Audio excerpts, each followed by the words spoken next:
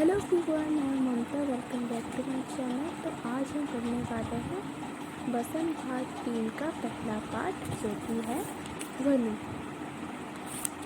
तो चलिए शुरू करते हैं।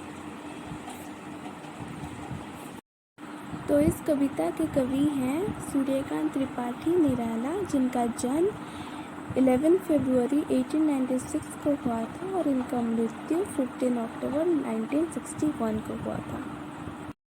तो इस कविता में कवि ने अपने जीवन के बारे में बताया है कि कैसे उनके जीवन में इतने सारे कठिनाई आई थी, फिर भी वो हार नहीं माने थे। तो जैसे हर प्राणी के जीवन में कभी ना कभी नए जीवन का संचार होता है, वैसे ही कवि के जीवन में भी ऐसा संचार हुआ था और इसका उदाहरण वो बसंत ऋतु से दे रहे हैं। क्योंकि कवि के जीवन में भी बहुत अंधेरा आया था। पहले तो उनके माता पिता मर गए थे, उसके बाद उनकी पत्नी, तो उनके जीवन में भी एक नया सब जीवन का संचार हुआ था। कहते हैं कि हमें कभी हार नहीं माननी चाहिए। कठिनाइयाँ तो आती है जाती है, पर हमें अपने मन में हारना नहीं चाहिए। हमें हमेशा डटकर उसका सामना करना चाहिए। तो कवि ने पहले क्या कहा है? अभी न होगा मेरा अंत, अभी अभी ही तो आया है मेरे वर में मृदुल बसंत। अभी न होगा मेरा अंत। तो यहाँ पे कवि क्या कहते हैं? कवि कहते हैं कि मेरे जीवन का अंत इतनी जल्दी नहीं हो सकता, क्योंकि अभी तो मेरे जीवन में बसंत ही आया है, यानी मेरे जीवन की तो अभी नई शुरुआत ही हुआ है। क्योंकि मैंने अभी अपने लक्ष्य को प्राप्त नहीं किया है, इसलिए जैसे बसंत ऋतु के आने के बाद प्रकृति में नए जीवन का संचार होता है, ऐसे ही मेरे जीवन में भी बसंत ऋतु आए हैं और मेरे जीवन का इतने जल्दी अंत नहीं हो सकता। ये तो नई शुरुआत है। उसके बाद कवि ने क्या कहा है? हरे हरे ये पात, डालियाँ कलियाँ कोमल गात, मैं ही अपना स्वप्न मृदुल कर फेरूंगा निद्रित कलियों पर, जगा एक प्रत्युष मनोहर। तो यहाँ पे कवि ने क्या कहा है? उन्होंने अपने शरीर की तुलना किससे की है? प्रकृति के अवयवों से, प्रकृति के अवयवों के साथ किया है। क्या क्या है ये प्रकृति के एलिमेंट्स? जैसे हरे हरे पत्ते, कलियाँ, डालियाँ।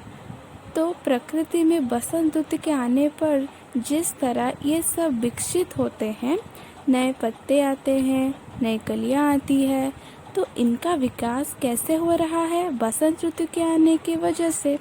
और बसंत ऋतु के आने की वजह से इनके जीवन में भी एक नया सवेरा आया है।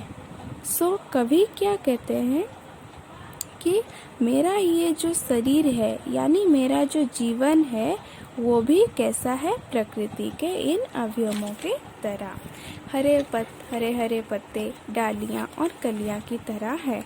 तो ये जो जीवन है, ये जीवन को विकसित मैं करूँगा।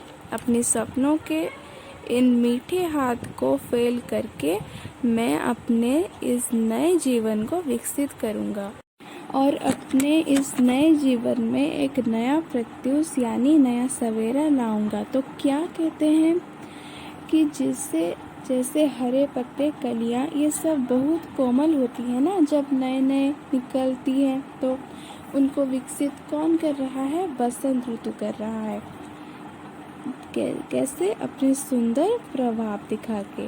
तो इसी तरह कवि कहते हैं कि मेरा ये जो शरीर है, नया नया विकसित हुआ है और इसका अच्छी तरीके से विकास मैं कैसे करूँगा? अपने सपनों के ज़रिए से, यानी अपने जीवन के लिए मैंने जो सपने देखा है, जो भी मैं बनना चाहता हूँ, जो भी करना चाहता हूँ, वो उन सपनों के मृदुल यानी मीठे, और कर का मतलब होता है हाथ। तो अपने सपनों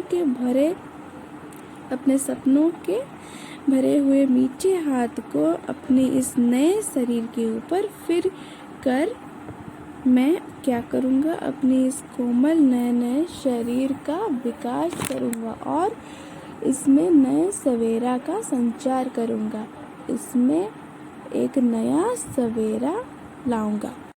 यानी अपने सपनों को सहारा बनाकर, अपने सपनों का सहारा लेकर मैं क्या करूँगा, अपने जीवन में आगे बढ़ूँगा और अपने जीवन में एक नए स्वर को लाऊंगा, एक नई ध्वनि को लाऊंगा।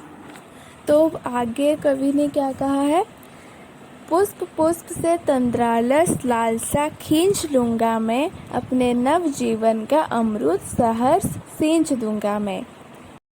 यहाँ पे पुष्प पुष्प किसको बताया गया है, यहाँ पे पुष्प पुष्प को युवा पीढ़ी से तुलना की गई है।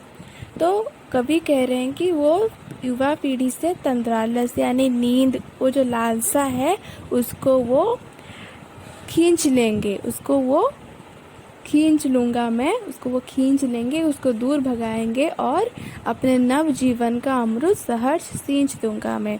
उनके नव जीवन में जो अमृत आई है, जो वसंत रूपी अमृत, जो अमृत रूपी कविताओं से उनके मन में चेतना जागी है, उसी कविताओं से वो, उन अमृत रूपी कविताओं से वो युवा पीढ़ियों के मन में भी चेतना जगाना चाहते हैं। वो अपने जीवन में विकास करने के बाद वो क्या करना चाहते हैं, उनके तरह जो युवा पीढ़ी है, जो आलस्य में है, उनको वो नए चेतना देना चाहते हैं।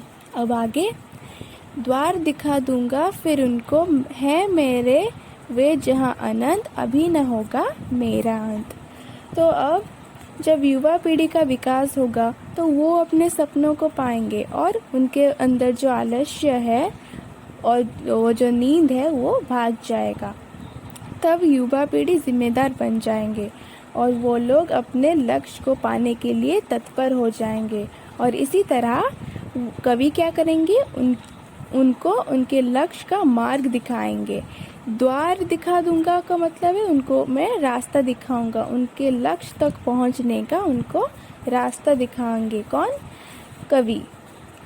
तो वो क्या चाहते हैं, मैं भी अपने लक्ष्य को पाकर युवा पीढ़ियों को रास्ता दिखाऊंगा। पहले वो कवि हैं तो वो पहले अपने लक्ष्य को पहुंचेंगे, फिर युवा पीढ़ी के लक्ष्य को भी उनको प्राप्त करने का द्वार दिखाएंगे, मार्ग दिखाएंगे। युवा पीढ़ियों का लक्ष्य ही कवि का लक्ष्य है। तो जब तक वो अपने लक्ष्य तक नहीं पहुंचते तब तक उनके मन में, उनके जीवन से ये बसंत नहीं जाने वाला है।